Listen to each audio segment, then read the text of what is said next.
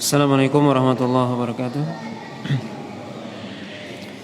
Innal hamdalillah nahmaduhu wa nasta'inuhu wa nastaghfiruh wa na'udzu billahi min shururi anfusina wa sayyiati a'malina.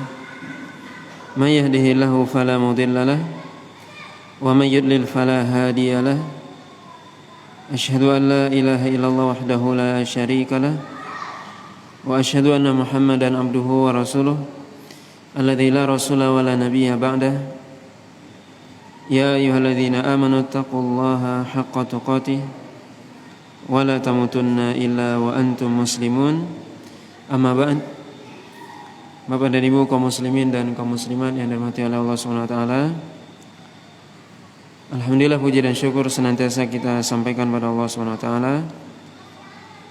Salawat dan salam kita sampaikan kepada Rasulullah sallallahu alaihi wasallam dan juga kepada keluarga beliau, para sahabat, para tabi'in serta orang-orang mukmin yang senantiasa mengikuti beliau sampai hari kiamat nantinya. Pada malam hari ini kita lanjutkan pembahasan dari kitab Syarah Sahih Muslim. Pembahasan masih dalam bab yang ke-21, yaitu bab tentang seorang imam itu digantikan ketika dia ada uzur, baik itu dalam keadaan sakit atau dalam perjalanan, dan juga siapa yang sholat di belakang imam sedangkan dia imamnya dalam keadaan duduk karena sakit, maka hendaknya dia tetap berdiri ketika dia mampu. Dan ini menghapuskan bab sebelumnya, yaitu yang menjelaskan bahwasanya kalau seandainya imam sholat duduk, maka makmum juga duduk. Ini bab yang ke-21. Jadi intinya adalah seorang imam bisa digantikan ketika dia dalam keadaan sakit atau safar atau dalam perjalanan. Kemudian juga bab ini menjelaskan bahwasanya seorang makmum atau para makmum tetap dalam keadaan sholat berdiri kalau walaupun imamnya duduk. Dan ini menghapus hukum yang disebutkan pada bab yang sebelumnya, yang ke-19. Kita sudah sebutkan hadis yang pertama dalam bab ini, yaitu hadis Aisyah, yaitu hadis yang ke-935 dari kitab Sahih Muslim. Kemudian hadis selanjutnya, riwayat selanjutnya juga dari Aisyah radhiyallahu taala anha. Ada beberapa riwayat yang disebutkan oleh Imam Muslim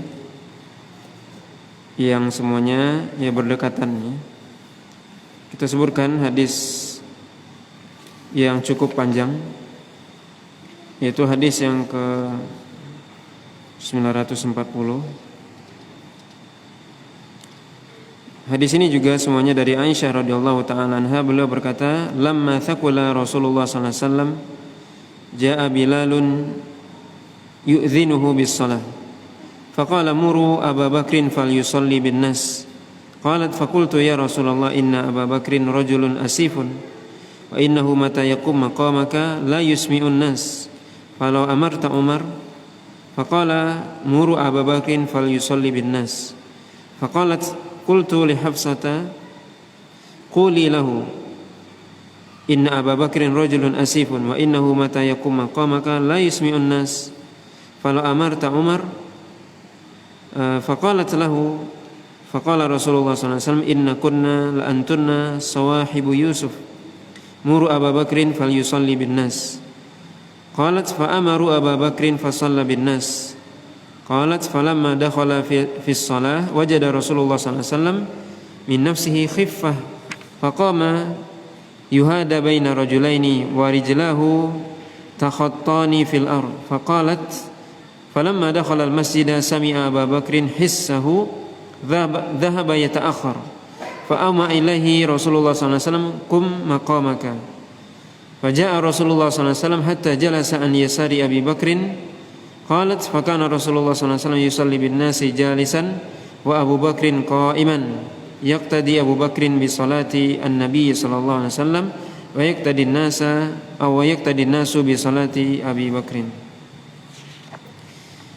Hadis ini juga dari Aisyah radhiyallahu ta'ala anha, beliau mengatakan bahwasanya ketika Rasulullah SAW ya dalam keadaan sudah berat, ketika beliau menjelang meninggal, sakitnya bertambah berat, kemudian datanglah Bilal memberitahu kepada Nabi bahwasanya salat ya, untuk salat atau salat akan didirikan.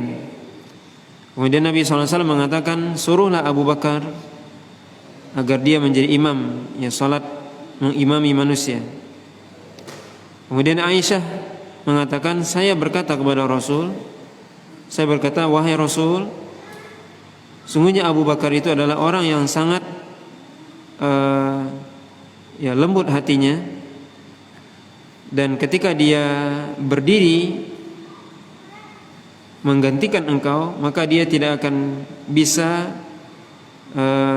memperdengarkan suaranya kepada manusia. Kalau seandainya engkau menyuruh Umar saja. Maka kemudian beliau mengatakan, suruhlah Abu Bakar agar dia menjadi imam. Kemudian Aisyah berkata kepada Hafsah, katakanlah kepadanya, itu kepada Rasul, bahwasanya Abu Bakar adalah seorang yang ya lembut. Kemudian jika dia menggantikan engkau, maka dia tidak akan terdengar suaranya. Kemudian kalau seandainya engkau menyuruh Umar. Kemudian Hafsah pun mengatakan kepada Rasulullah perkataan yang sama. Kemudian Rasul mengatakan bahwasanya anda ini seperti saudaranya Yusuf, maka suruhlah Abu Bakar untuk menjadi imam. Kemudian akhirnya Aisyah mengatakan, akhirnya Abu Bakar pun menjadi imam salat. Kemudian ketika sedang salat, maka Nabi SAW mendapatkan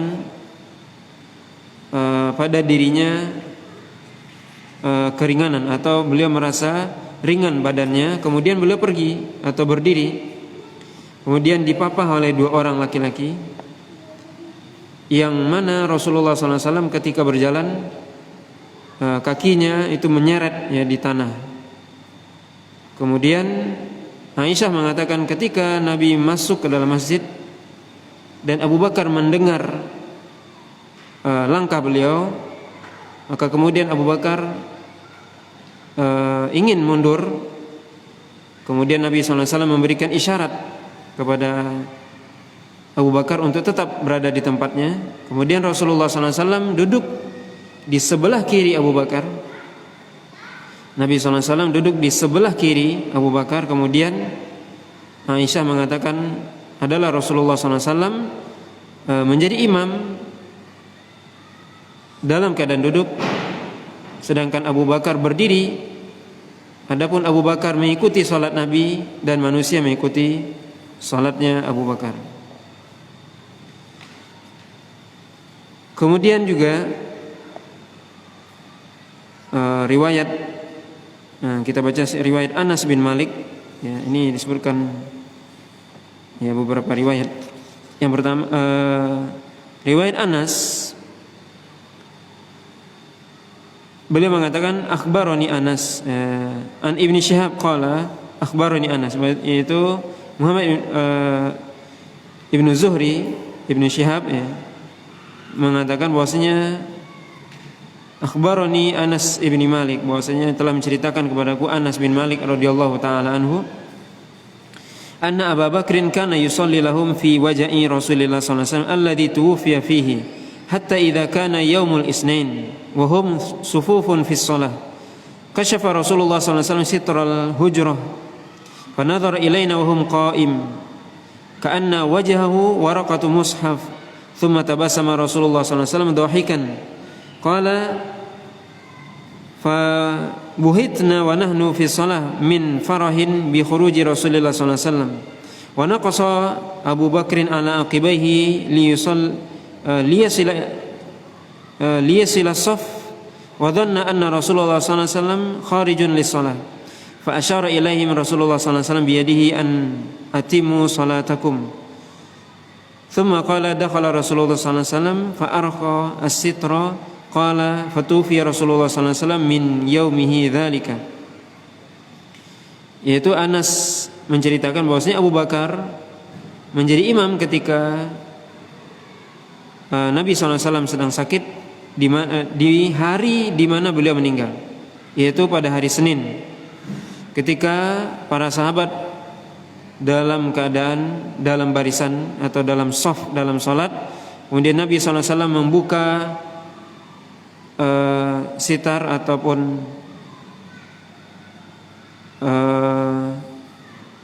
penutup dari kamar Aisyah. Kemudian beliau melihat para sahabat yang dalam keadaan sholat, sedangkan beliau ketika itu dalam keadaan berdiri. Kemudian diceritakan oleh sahabat bahwasanya wajah beliau seperti lembaran mushaf, yaitu lembaran mushaf atau Al-Quran. Kemudian Rasulullah SAW tersenyum. Kemudian kami bingung, kata para sahabat, ketika itu kami lagi sholat dan kami bahagia dengan keluarnya Rasulullah SAW, dan Abu Bakar pun berusaha untuk mundur untuk sampai di shaf karena menyangka bahwasanya Rasulullah SAW akan keluar untuk sholat.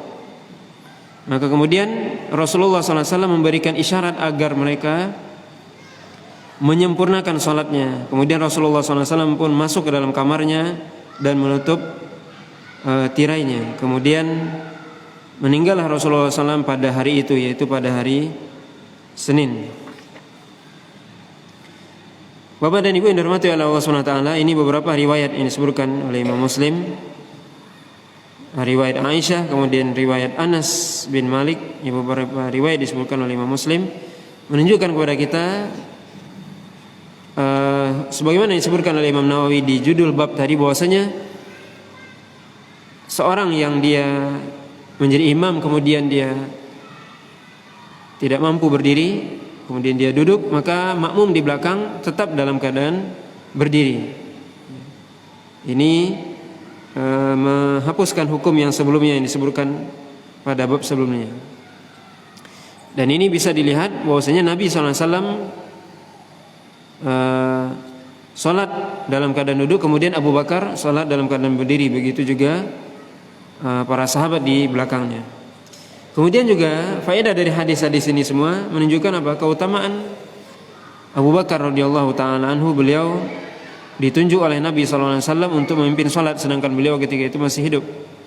Ini menunjukkan keutamaan Rasulullah SAW, keutamaan Abu Bakar radhiyallahu taala anhu, dan juga menunjukkan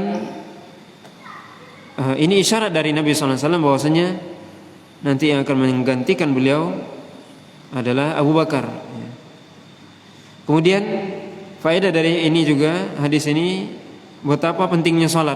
Bisa kita lihat dalam hadis Aisyah sebelumnya yang kita baca, bahwasanya Nabi SAW ketika sakit pingsan, kemudian beliau bangun sadar, kemudian pertanyaan pertama yang ditanya adalah apakah soleh sholat?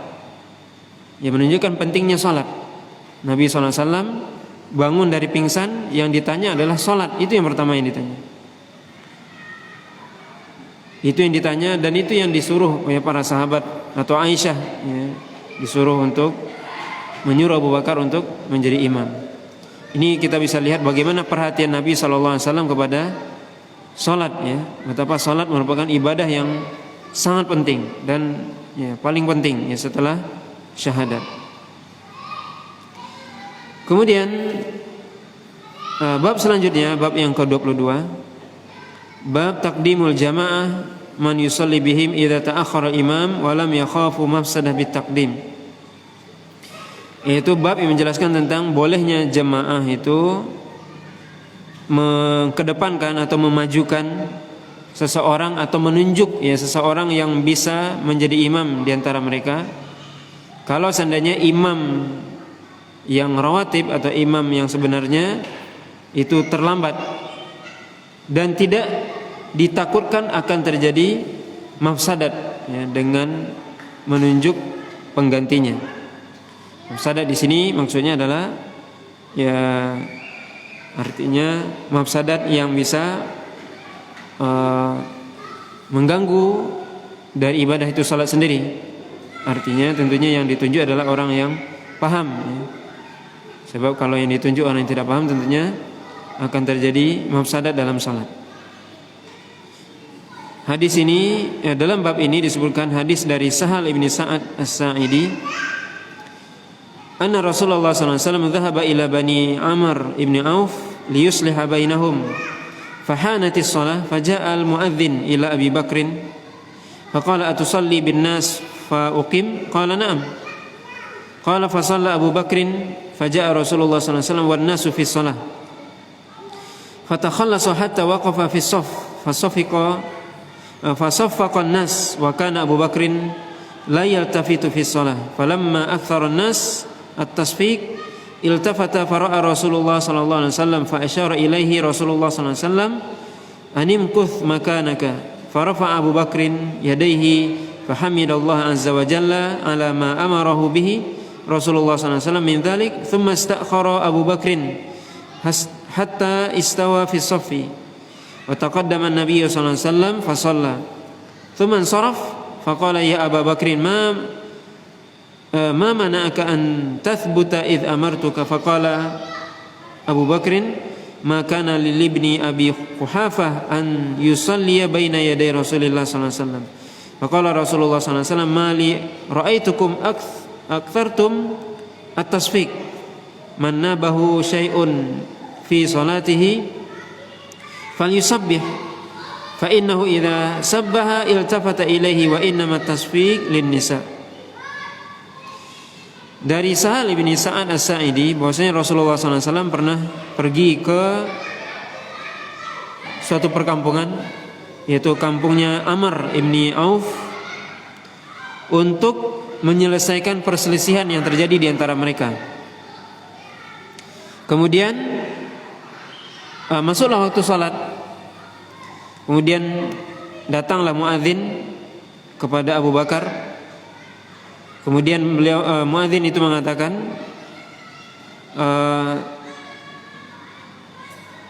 engkau jadi imam, aku akan iqamah, ya kata muadzinnya.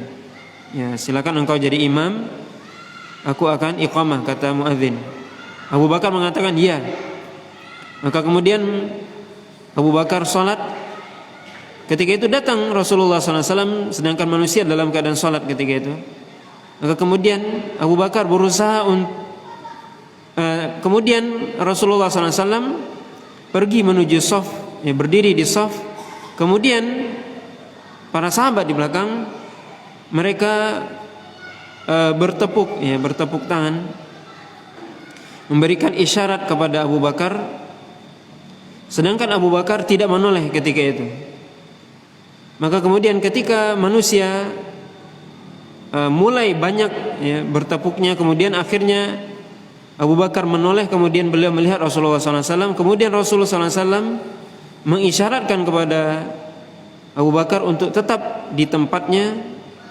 Kemudian Abu Bakar mengangkat kedua tangannya memuji Allah. Kemudian beliau pun mundur sampai berdiri di shaf. Kemudian Nabi SAW maju, kemudian sholat. Selesai sholat, Nabi SAW mengatakan, wahai Abu Bakar, apa yang menghalangi anda untuk tetap anda berada di tempat anda ketika saya suruh? Abu Bakar mengatakan, tidak pantas bagi anaknya Abi Quhafah untuk sholat atau menjadi imam di hadapan Rasulullah SAW. Kemudian Rasulullah SAW mengatakan, aku melihat kalian, ya, bertepuk. Kata Nabi, siapa saja yang dia terjadi sesuatu dalam salatnya, maka hendaknya dia bertasbih. Karena ketika dia bertasbih maka akan diperhatikan, dan sungguhnya bertepuk itu hanya untuk perempuan. Dalam hadis ini Nabi SAW pertama perlu kita ketahui, Nabi SAW datang atau pergi ke Bani Amr ibnu Auf, tujuannya untuk menyelesaikan pertikaian di antara mereka. Jadi terjadi mungkin pertikaian di antara orang-orang di Bani Amr ibni Auf. Maka Nabi SAW datang untuk melakukan islah. Ini menunjukkan bahwasanya keutamaan islah, yaitu keutamaan untuk mendamaikan manusia yang sedang berselisih. Kemudian hadis ini juga menunjukkan bahwasanya kata Imam Nawawi disunahkan yaitu muadzin yang dia azan maka disunahkan dialah yang iqamah. Ini sunnahnya. Siapa yang azan maka dia yang iqamah. Ini yang dikatakan oleh Imam Nawawi sebagaimana disebutkan dalam hadis ini, ya muadzin itu yaitu orang yang azan datang kepada Abu Bakar, aku akan iqamah, silakan kamu jadi imam. Maka ini Imam Nawawi mengatakan sunnah. Ya sunnahnya adalah siapa yang azan maka dialah yang iqamah.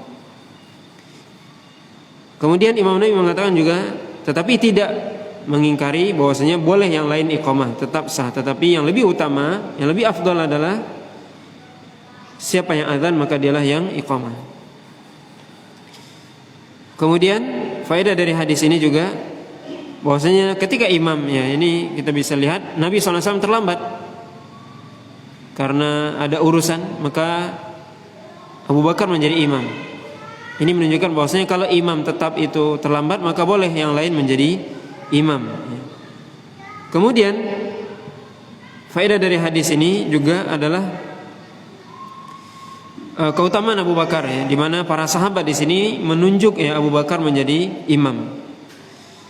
Kemudian faedah dari hadis ini juga bahwasanya ketika seorang terjadi sesuatu dalam sholatnya maka hendaknya dia bertasbih. Ini yang diajarkan oleh Nabi SAW dalam akhir hadis tadi. Man nabahu syai'un fi sholatihi falyusabbih. Seorang yang dia terjadi sesuatu dalam sholatnya maka hendaknya dia bertasbih. Terjadi sesuatu dalam sholat ketika imam salah misalnya, maka bertasbih. Ini faedah.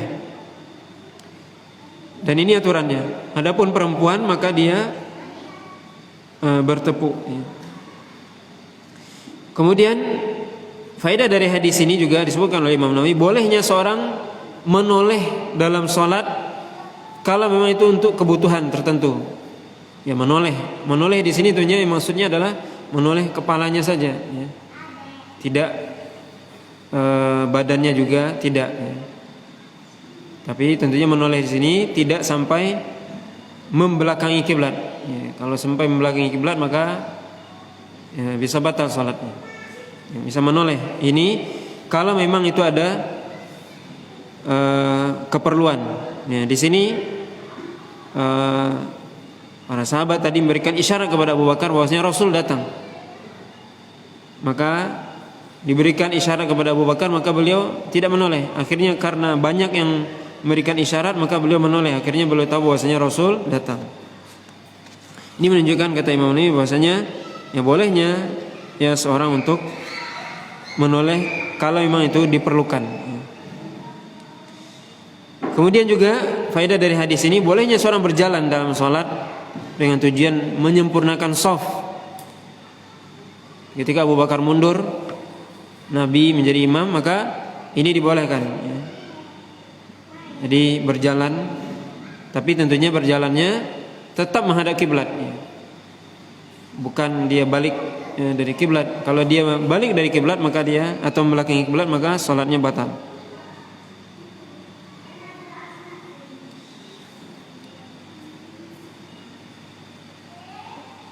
Faedah dari hadis ini juga disebutkan oleh Imam Nawawi di sini beberapa faedah. Yaitu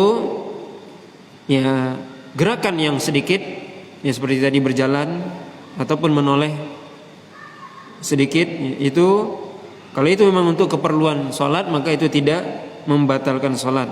Itu tidak membatalkan sholat.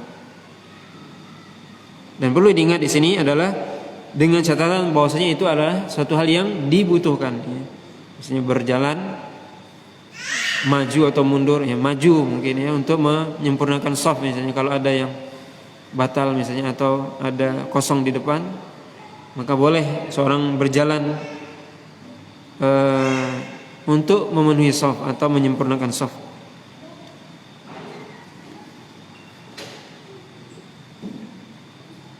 Kemudian faedah dari hadis ini juga adalah bahwasanya pergantian imam yaitu bisa jadi terjadi kalau memang itu dibutuhkan. Tentunya ini khusus kepada Rasul, ya. Ketika Rasul datang kemudian beliau digantikan karena ini Rasul, ya. Berbeda dengan sekarang tentunya, walaupun imam tetapnya datang tapi dia ya tetap jadi makmum. Tapi ini khusus kepada Rasul, ya. Kemudian juga bisa terjadi pergantian imam ketika imamnya dalam sholat misalnya batal, maka imam mungkin mundur, maka digantikan oleh yang di belakang imam. Maka hendaknya atau oleh sebab itu yang di belakang imam itu adalah orang-orang yang paham sholat yang di belakang imam. Nabi SAW mengatakan liyani minkum ulil ahlami wan nuha. Kata Nabi SAW, hendaknya yang dekat denganku di belakang adalah ulil ahlami wan nuha. Artinya orang-orang yang sudah mengerti, yang orang memiliki ilmu, yang paham, ya, itu yang ada di belakang imam. Kenapa? Karena nanti kalau seandainya ya ada suatu dalam sholat yang salah atau bisa jadi menggantikan, ya batal imamnya, maka yang di belakang imam maju. Oleh karena itu yang di belakang imam mesti harus orang yang paham sholat, ya, yang bisa menggantikan sholat atau menggantikan imam, ya, dalam sholatnya.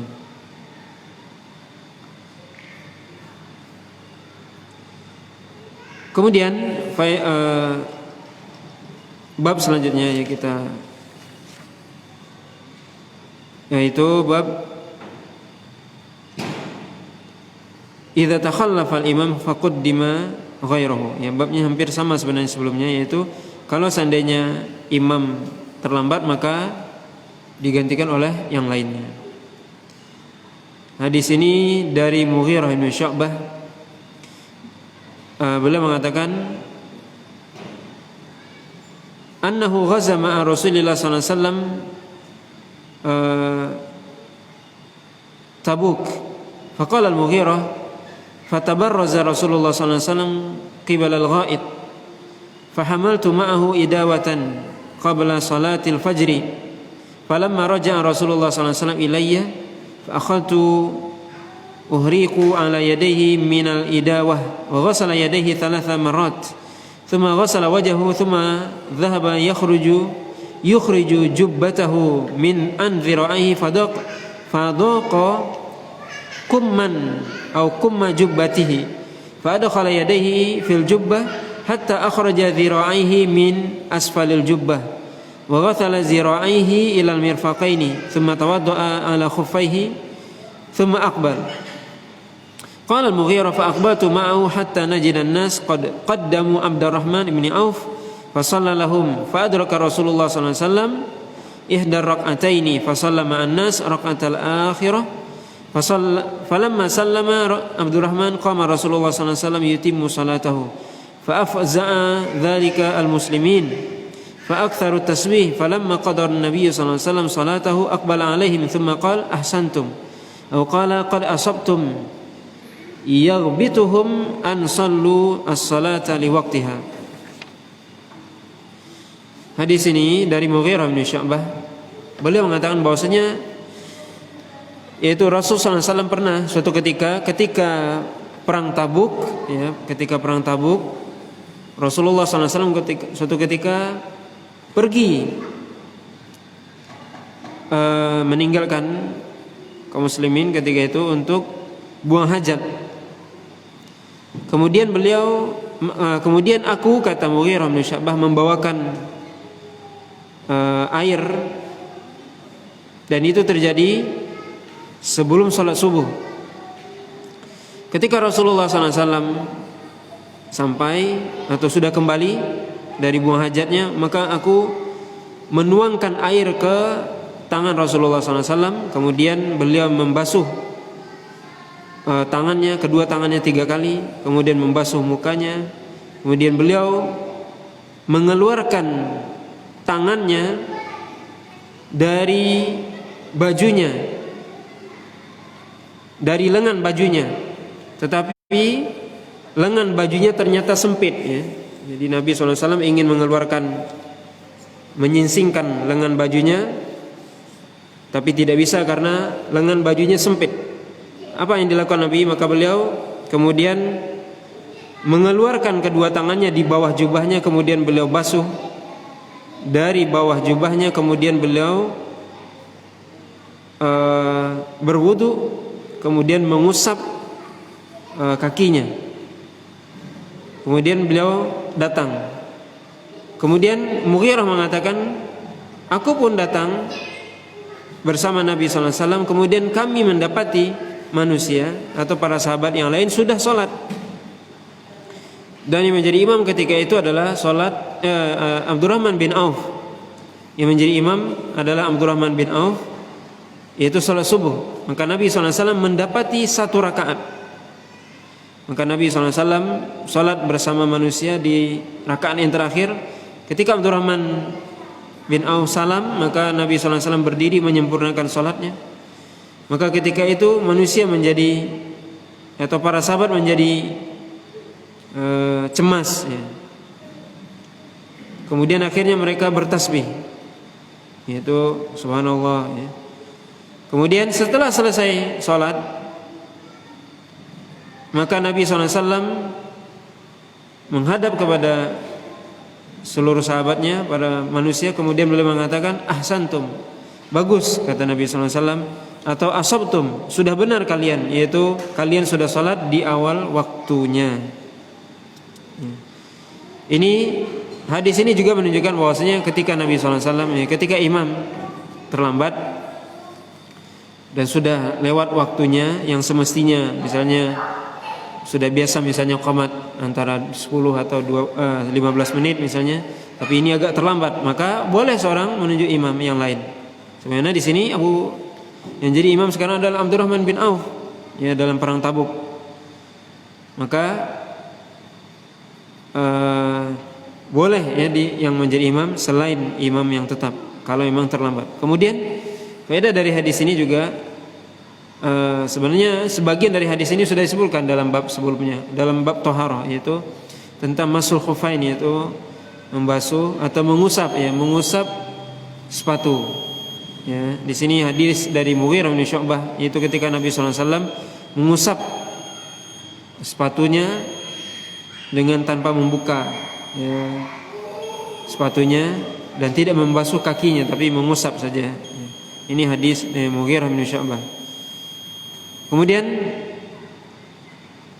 Nabi SAW dalam hadis ini sebutkan, ia terlambat salatnya dalam salat subuh, ia terlambat, mendapati 1 rakaat. Kemudian Nabi SAW menyempurnakan pada rakaat yang kedua. Kemudian para sahabat ketika selesai salat, maka mereka afza di sini artinya cemas, maksudnya takut, ini gimana Rasulullah terlambat ini, ya, kita sudah duluan. Ini menunjukkan bahwasanya, ya, para sahabat itu sangat tentunya menghormati Nabi sallallahu alaihi wasallam, ya.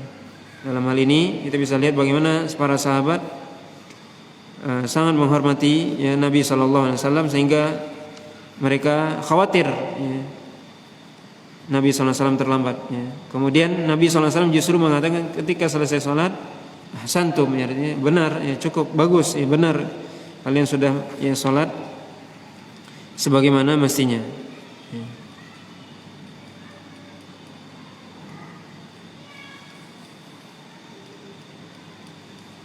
Kemudian juga dalam bab selanjutnya yang disebutkan oleh Imam Muslim di sini, Imam Nawawi, yaitu tasbihur rajul wa tasfiqun nisa wa tasfiqul mar'ah idza nabahuma syai'un fi shalah. Di sini sebenarnya sebagaimana hadis sebelumnya tadi, yaitu laki-laki disunahkan bagi dia ketika imamnya salah ada untuk bertasbih. Itu subhanallah kalau imam salah, sedangkan perempuan yaitu bertepuk dalam salatnya. Sini disebutkan hadis Abu Hurairah, Rasulullah SAW bersabda, at-tasbihu lirijal wa tasfih linnisa, yaitu tasbih itu untuk laki-laki, ya. Adapun perempuan mereka tidak bertasbih, ya. Ini menunjukkan apa? Yaitu ketika seorang imam ya salah atau ada sesuatu yang salah dalam sholat, maka laki-laki bertasbih. Dan tentunya perlu diperhatikan juga di sini, yang bertasbih sebenarnya ya makanya yang di belakang imam, ya.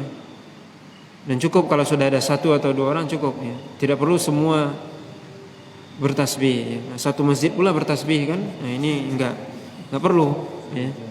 Jadi cukup satu dua orang di belakang imam memberikan isyarat, ya, kepada imam ketika imam itu salah. Nah, ini, ya. Jadi tujuan tasbih itu apa? Untuk mengingatkan imam, ya, untuk mengingatkan imam, dan imam hendaknya juga mengerti, ya, ketika ada tasbih berarti itu ada isyarat bahwasanya ada yang salah berarti dalam bacaan atau gerakan, ya. Nah, wallahu ta'ala alam, ini pembahasan kita pada malam hari ini yang berkaitan tadi lebih banyak tentang bagaimana tentang imam, ya, imam dalam salat, ya, baik itu dalam hal lupa ataupun boleh mengganti imam ketika salah ataupun menggantikan imam dari awal ketika imam itu terlambat datang, ya. Wallahu ta'ala alam. Subhanakallah wa bihamdika asyhadu an la ilaha illa anta astaghfiruka wa atubu ilaik. Wa sallallahu ala nabiyyina Muhammadin wa ala alihi washabihi wasallam. Assalamualaikum warahmatullahi wabarakatuh.